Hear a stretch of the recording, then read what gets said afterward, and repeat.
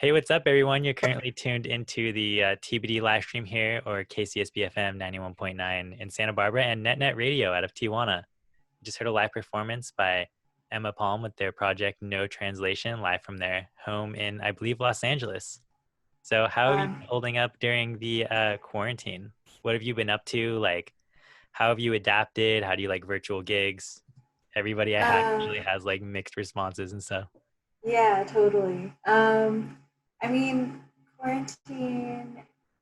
At first, it definitely wasn't easy. It was like pretty stressful. Just I wasn't working anymore. I lost my job, so Yeah. as for a lot of people, it's just kind of like a stressful time. And like, I actually moved. I live in Joshua Tree now, but I was living in Pasadena before in Oh, like a small really? Oh, that's apartment. amazing. Oh, I got Yeah, wrong. yeah. Sorry about that. No, it's fine.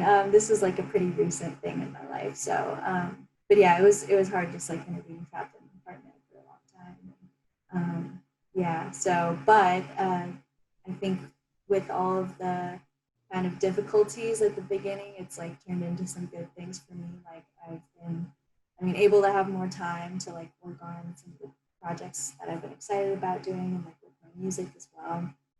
And then I moved to Joshua Tree, which has been like a really good change in my life. So yeah, there's been negatives, but also like positives. Yeah, that's cool. You know. How are you liking Joshua Tree? I was actually just up there camping, like in the national park, not like in the town, but Nice. Yeah. I love it here. It's really beautiful. I was lucky to find a like really nice spot to live. So my area, it's like pretty open and flat, and like you see the sky and the mountains all the time. oh yeah, I love that's so cool. that. Yeah, Plus, I it's love it. quiet too, which like living in LA, it's like you don't really get quiet at all. Oh, yeah, you have that like constant hustle and bustle, you know? hmm Constant car noise. Yeah. I actually had another artist on my show a few months back from Joshua Tree. They're called Les Bells. Are you familiar with them?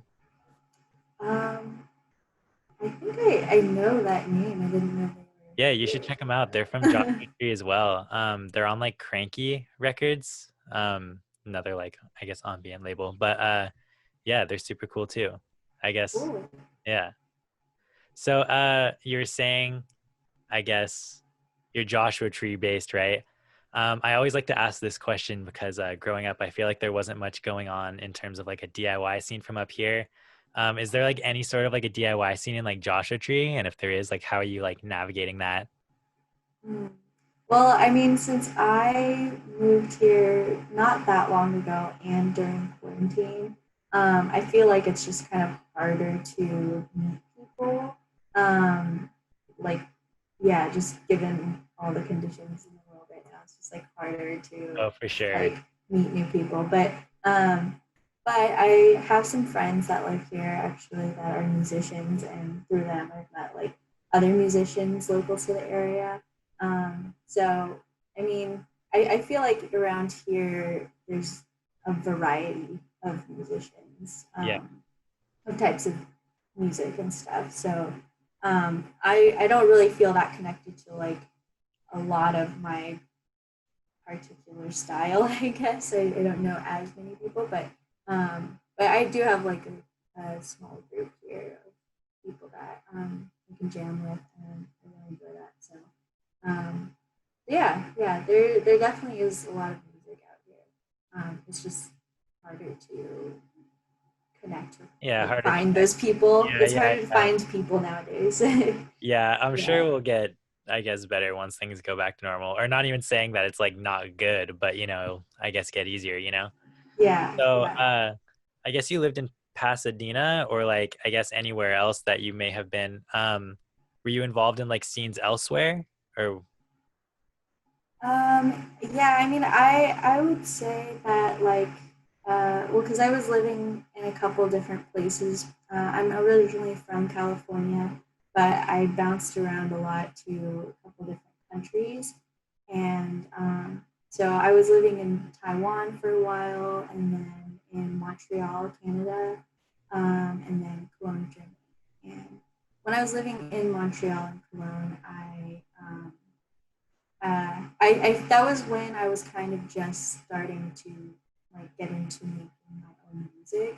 Uh-huh. Um, and so I wouldn't say I was super involved, like involved in the scenes there, but I was a part of them. Like, I was just kind of like learning a lot at that time. But yeah, those being in those places and like knowing other musicians around there, like really kind of both inspired me and Hmm. like motivated me to kind of like keep working on my own project. And then when I moved back to California, that was kind of when I started like just playing more shows around here. And Yeah. it felt more comfortable for me because, you know, being in a different country and like having like some language and culture barriers, like it's harder to like connect and feel a part of like your community. And so Yeah. that's why it felt really refreshing for me to like come back Hmm. here and move here because it was just kind of like easier for me to like communicate and connect with people. Um, anyway, so yeah, yeah. That's cool. So, I guess we'll like jump right into it. What can you tell me about your project No Translation? Like what is No Translation? Like I guess give us the big picture and like bring us back to like I guess your humble beginnings of the project. Oh, it begins. Well, I you know I when I was like getting into like um making like wanting to like record and like play shows and stuff. It was originally going to be a band with a friend, a close friend that I had for a long time, but that fell through, and then and we had like a falling out. But so after that, I was like, okay, I'll just do a solo thing, which like I always have been like a very shy person, and so I felt like I needed to have someone with me in order to be able to like kind of actually work on a project.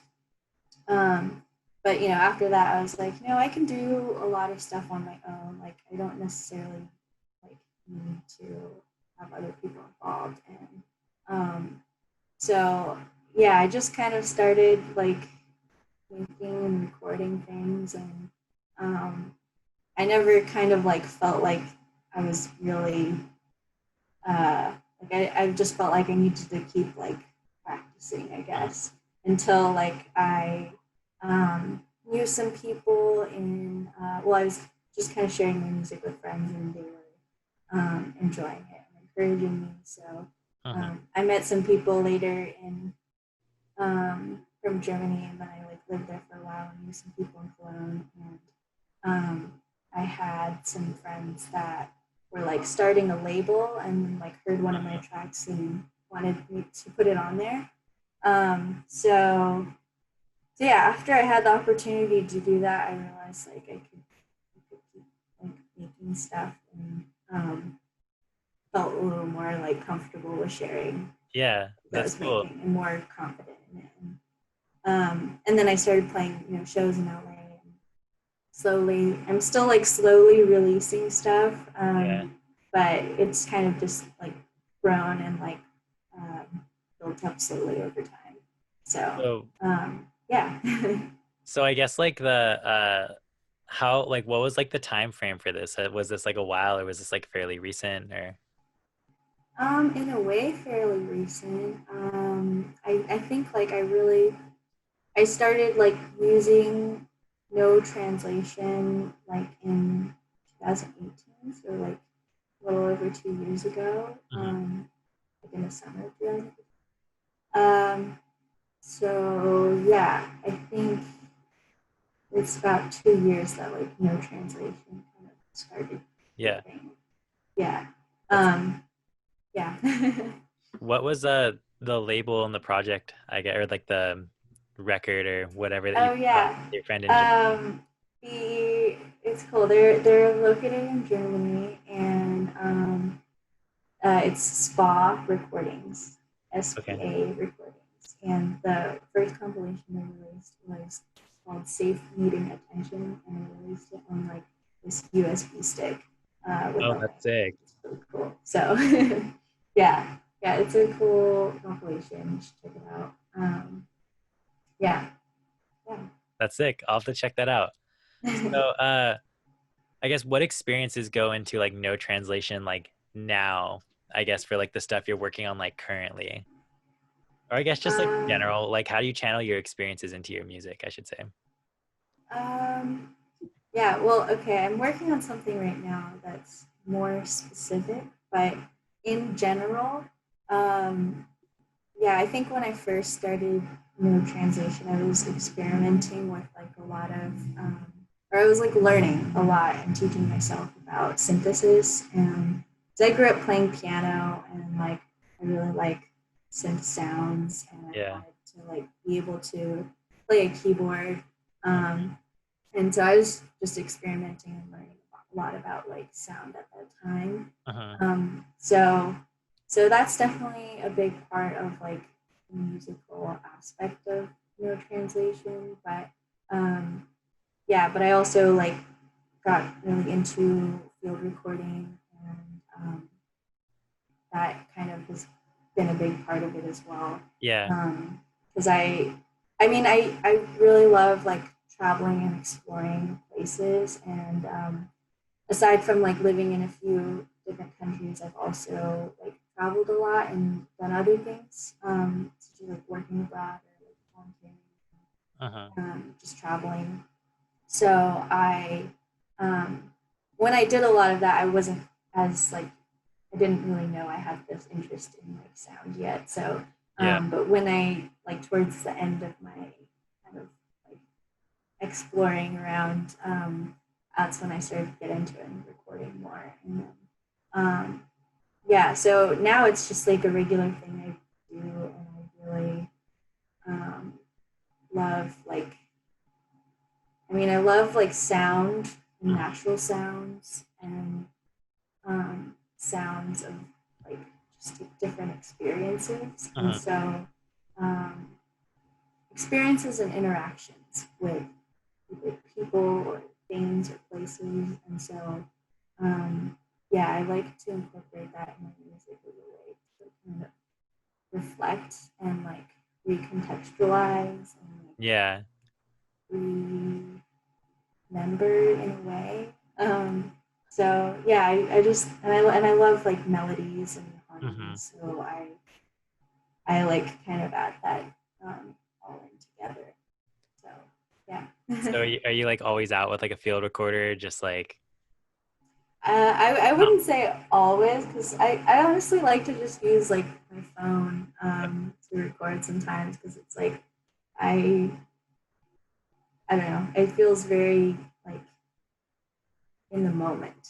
Because when I bring a yeah, recorder, I feel like it makes me a little more conscious, which I like also, but it also makes people uncomfortable too. So that's true.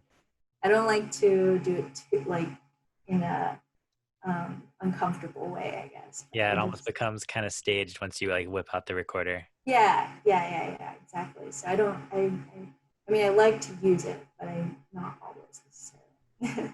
Yeah. So I guess like my next question that I have like I guess written down. So I was gonna say, do like your experiences like differ when it comes like piece to piece or record to record? I know you said you have something specific that you're working on coming. Yeah.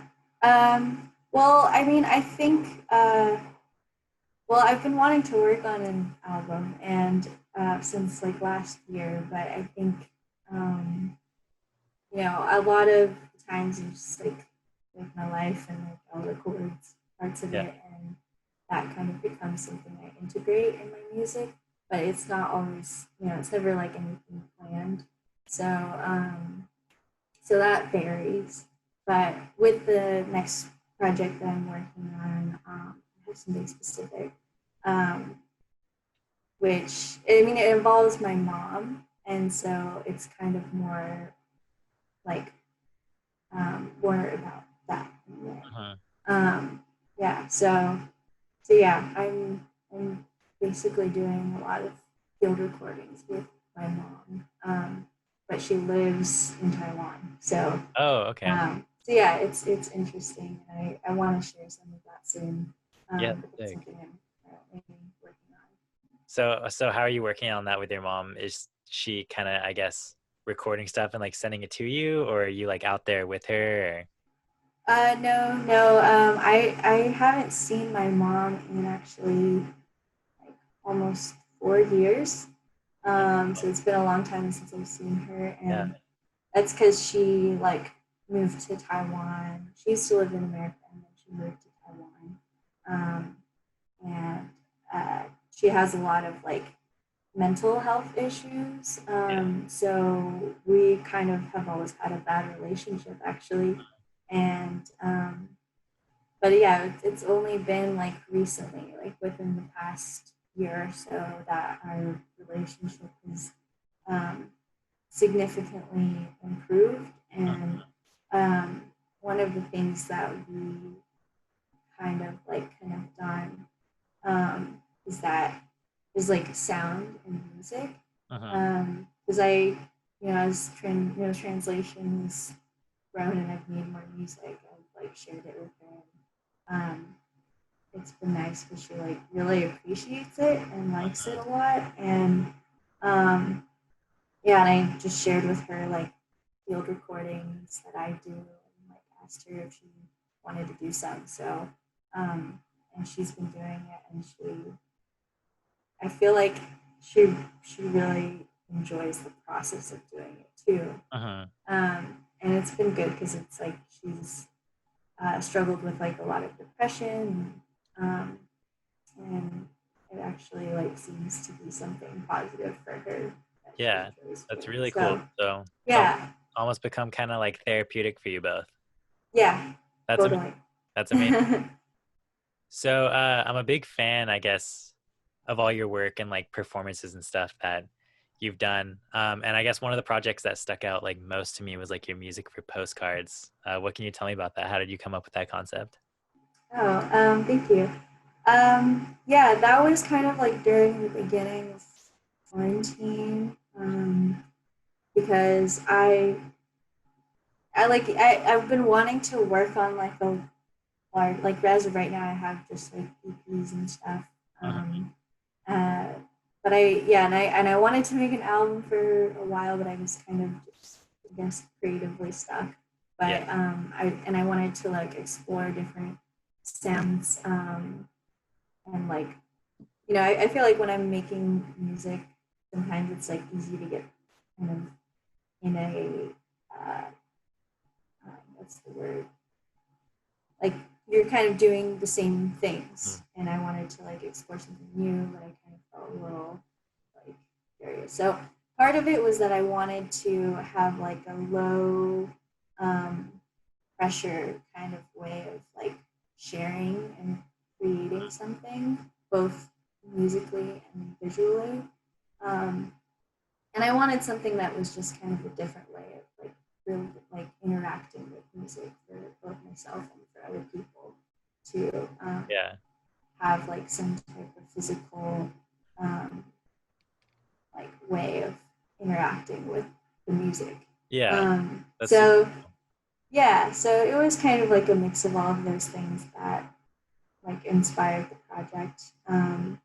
So yeah, it's been fun, and it's also been fun to just share with like to send a postcard to friends that like haven't like talked to in a long time or haven't Yeah. seen because they live far away. And it's during COVID, I feel like it's nice to kind of bring back those types of communication. Yeah, exactly. Yeah, That's yeah. amazing. So is this kind of like an ongoing project or was it kind of just like a thing that you were just doing? Um, well, I've gotten busier since then. Yeah. I was thinking that it was something I wanted to do regularly, and yeah, maybe I will in the future. But I just kind of have a lot of other things that I'm doing right now, Yeah. so I feel like I don't have the energy to put into that right now. But yeah, maybe in the future. Yeah. Yeah, that's fair. Mm-hmm. So I know your work spans a few mediums other than sound and like music, such as like I guess your visual art, like your postcards and stuff, and I'm sure other as well.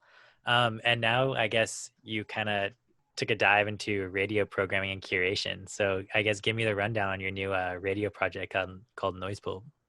Yeah, I'm really excited about this. I have a friend named Stephanie, and we were we got the idea to well, she also works in sound as well in the podcasting world, Uh-huh. and so we both have an interest in sound and music, and also like experimental sound. And so I have things that I make that I don't want to like necessarily do anything with in the Uh-huh. translation, and I'm also just kind of wanting to explore things, and so we wanted to, and her as well. She was kind of trying a lot of different ways of creating with sound, and so um, we both wanted to create a space that where we could share those things and where other people could share things that they're working on as well. And a lot of the um, like experimental or ambient or music scene, electronic music scene is Yeah. predominantly white male. So Oh, for just sure. like, yeah, we're like, it'd be good to have a space where we can encourage like and share work from Black, Indigenous, women of color, Asian, Pacific Islander. Uh-huh.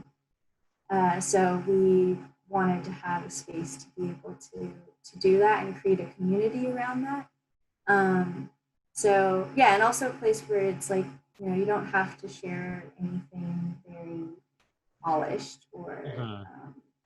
like I mean you totally can, but we also want a space where people can share things like other than just music. But, Yeah. um, a story, a poem, a field recording, completely raw, like or something like heavily processed.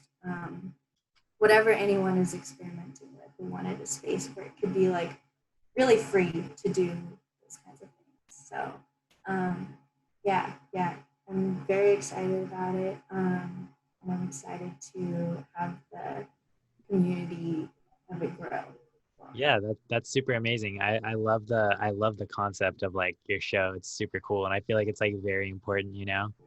Um, Yeah. so how often do you guys come out with like a new edition? Well, it's something we just started in November, and we wanted to have it be like a monthly show. Uh-huh. But we're also very open to having collaborators involved, whether it's for the monthly show or for like something else. But yeah, we're still it's in a like baby phase right now, so it's Yeah. something we're still kind of figuring out how to navigate and to yeah, we're seeing how it can evolve right now.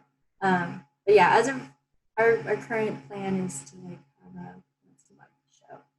That's super cool. So I guess where can people listen currently? Yeah, so we're going to be broadcasting every first Tuesday at 8 p.m. Pacific Standard Time on our website, which is just noisepulp.com. Oh, sick. Yeah. That's amazing. So are you guys doing it live, or is it kind of just like a thing that you're, I guess, working on and you're, Well, like the broadcast will be live, but yeah. it's gonna be it's not like live performances. It's just recordings that we receive. We have like Okay. a submission form, and so people can send their recordings, and then we'll have like a playlist that we broadcast. So I guess also, how has this been going so far? Have you been getting a lot of submissions and stuff? Well, we've been getting submissions. It's still something that we like just started, so Yeah. it's something that is um, small but growing, and we've been reaching a lot out to people. But Uh-huh. even though we like communicated that like who it is for to submit, we still keep getting like submissions. Oh, really? Interesting. It's interesting, yeah. Yeah. So Can't stop. um, You just can't stop them. yeah. But yeah, we definitely want to invite and like prioritize more marginalized identities. Yeah. So yeah, we just hope people can respect that when submitting. Yeah, I feel that. Yeah. That's amazing. So I'm looking forward to catching the next broadcast, and I hope anybody out there listening to this interview is stoked to hear it. So for Yeah. those just now tuning in, or if you've been tuned in, this is KCSB FM 91.9 in Santa Barbara. This is TBD, and we're also broadcasting from NetNet Radio out of Tijuana. So I guess we're getting close to wrapping up the show here. I have a couple more questions. How Cool. has, I guess, the pandemic influenced your creativity, or if it has at all? I know you've kind of like touched on different things you've done since then, but Mhm. Um, I mean, I think for it's been kind of good in a way because I feel like since we're all kind of forced to be at home more, like you have more time to be. I mean, at least for me, my home is a creative Mhm, space. So uh, yeah, for me, it's been good to like kind of have that mhm. time. So I feel like it's been helpful for my creative process. And I think, I mean, it was not always like that. Mhm. Like, because, pandemic's been happening for a while now. Yeah, So, like, a lot of different things can happen within a very for long time sure. I feel frame. like generally Yeah. the response I get is like people are like, yeah, it's either not very inspiring or it's just given me a lot of time to actually get stuff done that I've been planning to, Yeah. you know? Yeah. So I feel like that's generally what the conclusion people come to, you know? Yeah. Or I another, mean, I'm kind of a homebody, so like I guess for me in that way it's good because it's like I'm introverted. I like to be home, so that yeah, is kind of more of what I need as a person in yeah, general. I hear you. Um, so I guess shout out some music that you've currently been digging or just influences or anything or like friends music you want to shout out. I guess just shout some of that out. Oh, well, I don't know if I have any like really specific artists right now, because I've been mostly collecting a lot of old tapes Oh, sick. from the swap meet, the local swap meet.